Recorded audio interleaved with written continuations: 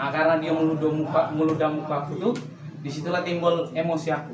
Pengakuan David tukang ojek di Lubuk Linggau tusuk Yan Pekong, tak terima mukanya diludahi. David Lambo Silaban alias Ucok seorang tukang ojek kini sudah ditetapkan sebagai tersangka dan sudah ditahan di Polres Lubuk Linggau. Pria berusia 39 tahun ini ditangkap polisi dalam kasus penusukan S alias Yan Pekong 30 pengatur lalu lintas alias Jukir Pak Ogah di kota Lubuk Linggau Sumsel. David mengungkapkan, awal mula ia emosi karena mukanya diludahi oleh Yan Pekong sehingga membuat emosinya tersulut. Itulah yang membuat emosi saya timbul, dia meludahi muka saya, emosi saya langsung memukul pundaknya, ungkap David pada wartawan, Senin, tanggal 5 Mei tahun 2025. Usai menusuk Yan Pekong, David langsung pulang ke rumahnya dan saat itu teman sesama tukang Grab membantu membawa ke bidan.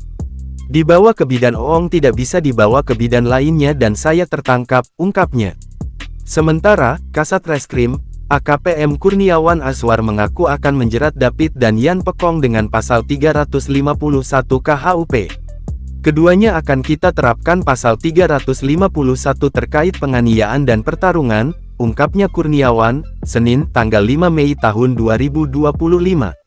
Namun, Kurniawan menegaskan bila Yan Pekong belum diamankan. Nanti setelah sembuh dari pengobatan akan dilakukan penangkapan. Saat ini masih dalam proses pemulihan di RS Sobirin Muara Beliti, nanti setelah sehat akan kita amankan, ungkapnya. Ia menambahkan penyebab pertengkaran ini berawal dari berebut uang parkir dan menyebabkan David menganiaya Yan Pekong karena tak terima diludahi. Benar alasannya karena tak terima diludahi oleh Yan Pekong, ujarnya.